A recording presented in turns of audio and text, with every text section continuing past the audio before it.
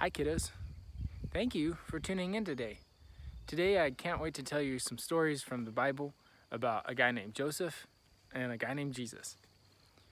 Today you're joining me here at Camp Maranatha on the south property. It's a beautiful day, and I hear that the virus might be stepping back a bit, and soon we'll be able to see each other face to face. I look forward to hearing some of your stories. Today I want to tell you some of my stories. So this is going to be a story from the first book of the Bible, which is called Genesis.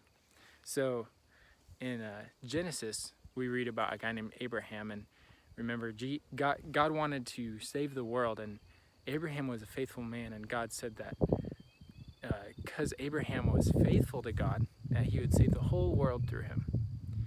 And so Abraham's grandson was named Jacob. Jacob was living in the land that Abraham was living in, and it was called Canaan.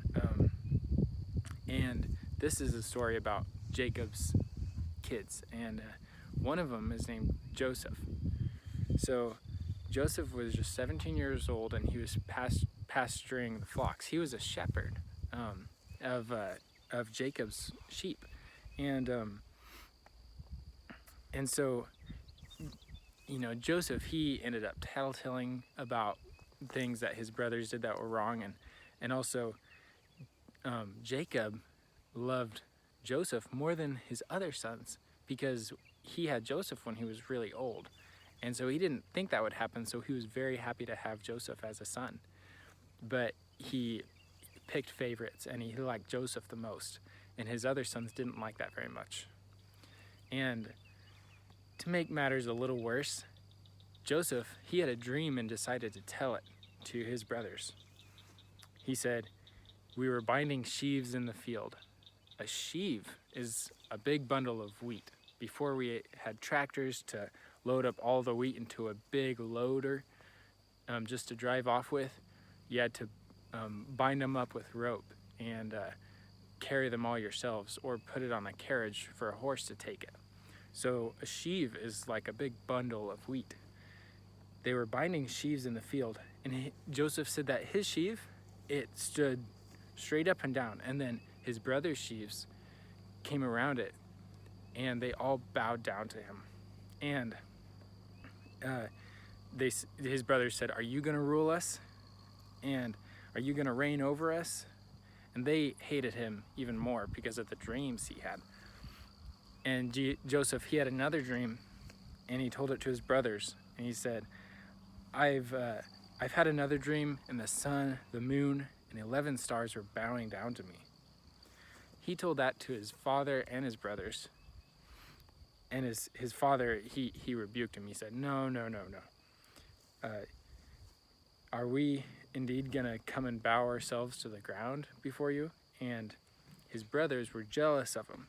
And his father, he kept it in mind, the dreams that he had. We're going to finish that story of Joseph in the next few weeks. But here I wanted to talk about how Joseph's brothers, they were jealous of Joseph because he had these dreams, and his father loved him more. And they and we read about that similar thing happening with Jesus's apostles. Jesus, he had two apostles named James and John, and they came and said, "Teacher, we want you to do for us whatever we ask of you." And Jesus said, "What do you want me to do for you?" And they said, "Let us sit at your right hand, one of us, and your left hand, another." And that basically means, let us be rulers right underneath you. And they said, "Let us do that in your glory." And so they wanted to have all the fame and attention and power that Jesus had right next to him, so that everybody would see Jesus, and then they would see James and John. And Jesus said, "You don't know what you're asking. Are you able to drink the cup that I drink, or be baptized with the baptism with which I am baptized?" And they said, "We're able." Jesus said, "The cup that I drink, you will drink, and with the baptism which with which I am baptized, you will be baptized. But to sit at my right hand or at my left hand is not mine to grant, but it is for those whom it has been prepared." And when the 10 heard it, they began to be indignant at James and John. So they were kind of frustrated with James and John, their fellow apostles. And Jesus called them to him, and he said to them, "You know that those who are considered rulers of the Gentiles lord it over them, and their great ones exercise authority over them.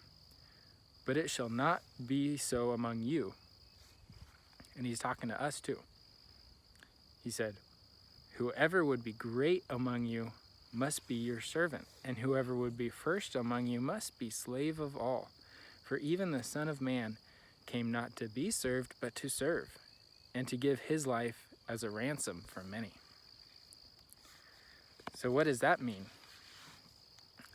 That means that if we want to be great, and if we want to be loved by our Father, if we want to be loved by God, then we need to serve other people. And we shouldn't be looking to be the ruler and to have all the power we can. But if we're servant, then God said that we'll be first in the kingdom, in his kingdom, which is one that we don't see right now.